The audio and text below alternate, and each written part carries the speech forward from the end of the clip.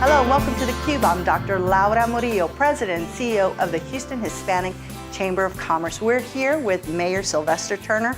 He is one of our Houston legends. Mayor, thank you so much for making time to be with us. I am honored to be with you again. How are you doing, Dr. Murillo? You know what, just fine. We appreciate your team letting us come and tape here live at City Hall. This is such an important room where you receive dignitaries and very special guests. Well, I'm sitting next to a dignitary. Oh, well, thank you, Mayor. We appreciate that very much. And your team always says yes to us, and we appreciate that as well. And so many people have just really been in awe of your team, the many things you've been able to accomplish as our mayor, beginning with pension reform, bringing so many different initiatives, the massive investment by Verizon. We could go on and on with the great things that you and your team have done. The truth is, today, it's all about you. So many folks want to know about Mayor Sylvester Turner, your career trajectory, your University of Houston days, your time at Harvard, and running for mayor, not once, not twice, three times. So Mayor, thanks again. No, thanks for having me. But you know, it is about team effort. You know, I tell anybody, I don't care who you are. If you don't have a great team, you can't do great things. So I've been very, very fortunate. And then at the same time, you know, many times we go after things, you don't get it the first time, you just have to stay at it. But perseverance, you know, staying the course, not throwing in the towel, all of those things count. And quite frankly, you know, I think I would have been a good mayor, you know, 3 times ago. But, you know, things happen for a reason, and I feel good about being mayor at this point in time. So it's a great city. The people are incredible, and again, thank you for having me. It's an honor to be sitting next to you today. Thank you so much. So my question is, the second time you ran, and didn't succeed, did you immediately think, I'm going back at it again, or did it take some time to come to that conclusion? No, in fact, after I ran in 2003 and didn't get it, I said that was it. I returned back to my law firm, where I was a partner. And I returned to the legislature, and I said, you know, you go after certain things, it doesn't happen, and you can't live in the past. So I decided I was moving on. And even when some people came to me this third time around, I said, I've been there, done that. When I retired from the legislature, I made that decision in 2014 that I was not going to run after my 2015 term. I had no idea that there were no plans for me to run to be mayor. And I was good with that. I was good with that. Sure. But then some people came back to me and asked me to reconsider. And in fact, I talked to my daughter. It was my daughter who changed my mind. Okay. What did she say to you? Essentially, my daughter said to me, Dad, you've always said to me, live a life of no regrets. Okay. And you have to learn, you have to complete your own circle. And so if you don't do it again, are you going to regret it down the road? And will the circle have been completed? Wow. And then I subsequently changed my mind. I ran, and I'm very grateful to the people in the city of Houston for giving me their support. Yeah. And so you're here now, and with many items on your agenda. Yeah. But tell us about growing up as one of 9, as myself, we're both children of parents who had 9 children. You were the 6th, right? 6 of 9. 6 of the 9. And so let's talk about that, growing up in Houston and being someone who came, like I did, from very humble beginnings to ascend to the state legislature, to go to Harvard, to do so many things. Growing up as a child, as a little boy, what did you think you were going to do with your life? You know, even as a kid, I saw things on television, role models on television, so to speak. Name one. Who did you see?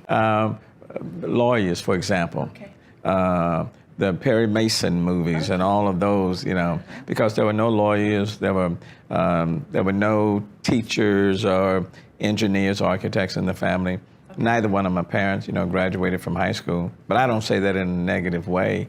My dad died of cancer when I was 13. My mom was a maid at the old Rice Hotel downtown, rearing 9 kids. So they were tremendous role models because they were hard workers. And they dedicated and committed themselves to the rearing of their kids. Sure. So even when my dad was diagnosed with cancer, he didn't stop working. He was the yard man. But he never stopped working. And you used to have memories of him, vivid memories of your time with him? I was with my dad. My dad would load his boys up in the back of a pickup truck and go across town and cut other people's yards. Yeah.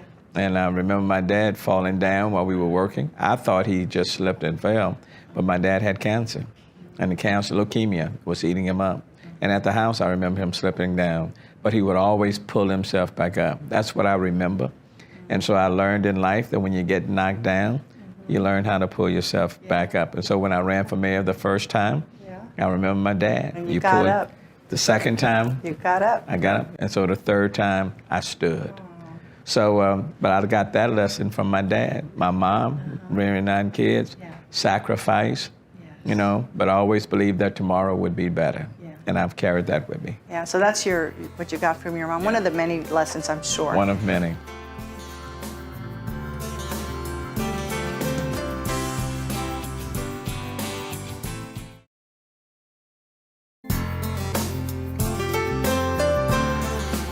My mom died just before I announced that I was going to run in 2015. My mom died on December 27th of 2014, and at the age of 91. Oh, what a wonderful life she lived. Yeah. Beautiful life. But she still, I tell people, she still lives. Yeah. She lives in all of her kids. Sure. And so physically not present, but very much spiritually present. Part of your life and decisions. Right. So let's talk about the neighborhood and the people you grew up with. Right. When you go back to your neighborhood, what's the reception you get there? You know, it's a pretty good one. You know, Dr. Murillo, I was born and reared in Northwest Houston in Acres Home. Yeah. I still live in Northwest Houston in Acres Home. But for the 3 years when I went away to law school, I returned back to the hood. And I still live there. And the reception is a very positive one.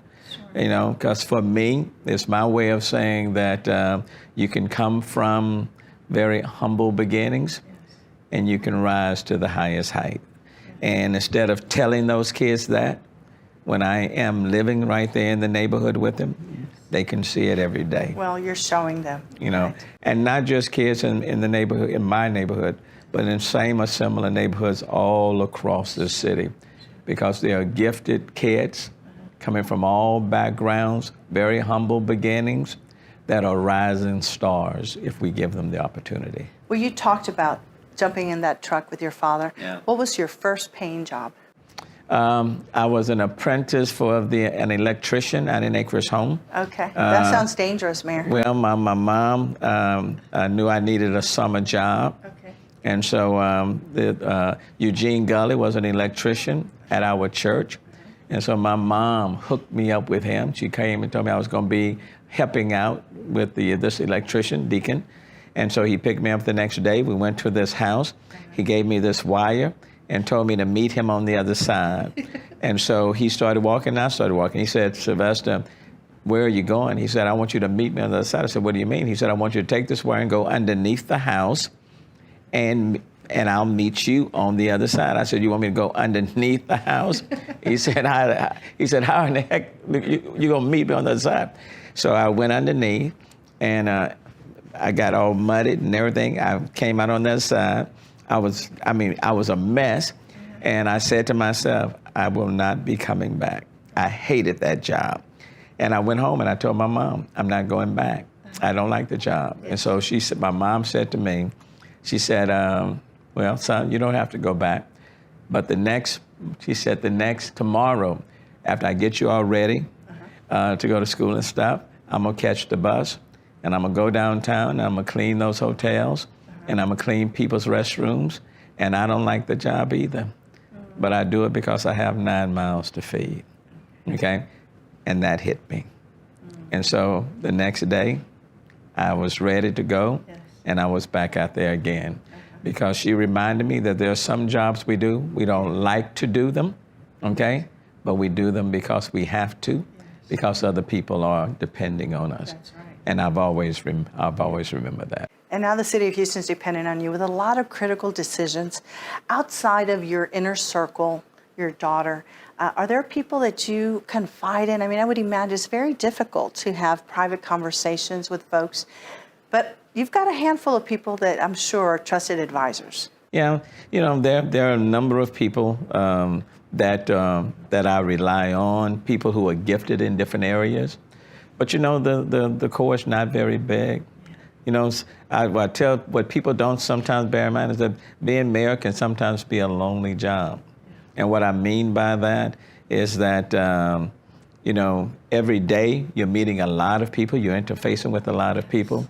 The moment when you can carve out a little time, you treasure that. But there are key people in different areas. Everybody has their area of expertise. What's important is to surround yourself with people who are capable of doing their jobs and doing their jobs well. I have no problem being surrounded by people who are smarter than me, okay? And I think the best thing is to always have people around you who are good at what they do in their respective arenas. I don't look for yes people. I don't mind being challenged. That's good. I'm fine with that. But in the end, our goal is to do what's best for the people in the city of Houston and be very result-oriented. If we do that, and if we only ask one question, what's in the best interest of the city, and answer that question, then we will have done our job. So, as you continue in your role as mayor, yes, what would be, if you could decide your legacy, what do you think your legacy would be? Well, a couple of things. This is the most diverse city within the city of Houston. If we just stop and talk about diversity and not have inclusiveness, then I fail. What's important is to have be in the most diverse city, but people feel as though it has been inclusive. That regardless of where people come from, if they can honestly say he was my mayor, regardless of their faith, their religion, their ethnicity, their age, their social economic status, then I'm good. The other thing is that there are neighborhoods that have been underserved and under-resourced for decades, okay? If we can transform those communities for the better, yes, but you're not forcing out people, you're not changing the culture of the history, but you still have that diversity, but their communities are much better than they used to, and not just in an incremental way, but their schools are better. They have parks and green space, jobs and economic opportunities, transportation. They're no longer the dumping grounds, but they are neighborhoods of opportunity all over this city. Then I will be pleased, and that's why we focus on complete communities. If we do that, and then this will always be a city that inspires.